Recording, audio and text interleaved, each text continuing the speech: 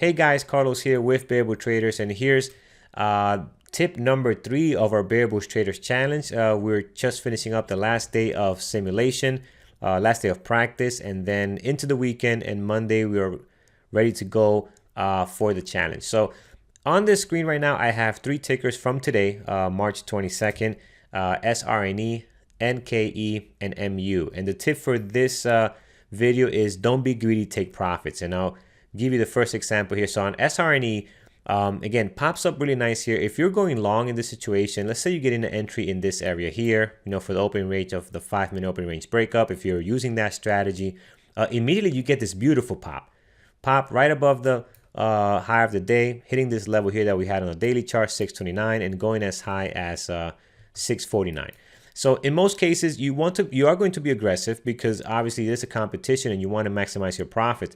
So if you're taking whatever number of shares you're taking here, on the way up, don't hold everything all the way through this move, because what's going to happen is you do not know when this move is going to end, right? So a good way to secure your profits is on the way up, as you're hitting some of these key levels, 529, 629, breaking the high of the day, or if there's any moving averages, take profits. Don't be greedy and hold all 1,000 units, 2,000 units all the way up here, because if you don't know where the top is going to be, you don't know where the bottom is going to be, and if you're in a green trade that's moving like this one so nicely, take profits on the way up. And again, maybe you don't want to be as aggressive when you're partialing out. Maybe instead of 25% like I do on my real live account, maybe you want to do 15% or even 10%. But whatever you do, just put some in your pocket, because again, whatever you make here is secured. You never know when it's going to reverse on you, and you might lose out on possible gains if you're not booking your profits on the way up. Another example here is Nike. Again, very choppy here at the open, but let's say you got in for a short here, and you're going to notice this a lot. Again, the market moves in waves, right? It's never straight down like this. It's never straight up. And usually you have some bounces, you have some reversals, you have all kinds of things that can happen, because anything is possible. And that's something that no matter how much books you read and how much studies you do, you never know when it's going to bounce, when it's going to reverse, because these things are all unpredictable. We have indicators that can help us out figure out best areas of support and resistance. But at the end of the day, the market is, can do whatever, whenever. So if you're short here in this area, because you see the moving averages are turning, on the way down, take profits. Take profits here. You don't know when this is going to happen. This can easily reverse here and back to your break even. So take some profits out, put some in your pocket, put some green there so you can book some of the gains.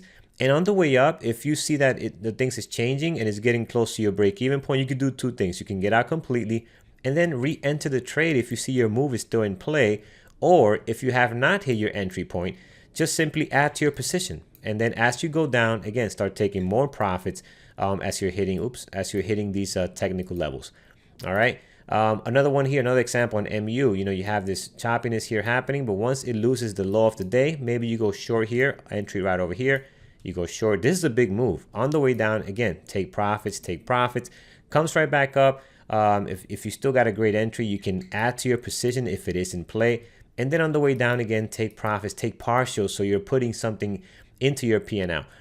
Most of the cases in real life scenarios, what happens is if you're looking at your P&L and trading your P&L, what happens most of the time, people getting this trade, they're saying, oh, I'm making 150, 250, 300. So now they're like, wow, let me see how high this can go. Next thing you know, this comes right back down. And now you saw that you was able to make 350 here. Now you're down at 250, unfortunately. And then you realize now you're back down at 150 because you're not taking profits, right? You're not putting anything in your pocket. Then you get the hopes of this pull-up coming up, like, oh, great, let me see if I can get back to 350 where I had it. I should have taken some off there. And then again, it drops right back down. And now you're back at this 150 level. And if you're not reacting and quick enough, you're back at your break even. And if you're still not reacting with the hopes it's going to bounce, guess what? You're not in a red trade. Trust me, you think this is crazy, but it does happen in real live accounts. I personally have experienced this. So scaling out of a position is important. Just book those profits the minute that you see there's some resistance, some loss of momentums, or it's hitting any kind of key levels, moving averages, high of the day, low of the day. Take your profits so you can stay ahead in this competition. Again, you don't have to be as aggressive. You don't have to take 25% off, maybe 15 or 10%. But whatever you take is going to be secure in your green column, opposed to letting it come back to your break even or holding everything, realizing that you could have made 500 here. Instead, you're getting out for 50 or 75 bucks. All right, guys, good luck everyone on Monday. Hope these tips are helping you. Again, they sound simple, but trust me, in real life scenarios, this stuff does happen. So we're just trying to give you as much information as possible to make it easier for you to get an edge this coming week. Take care, guys.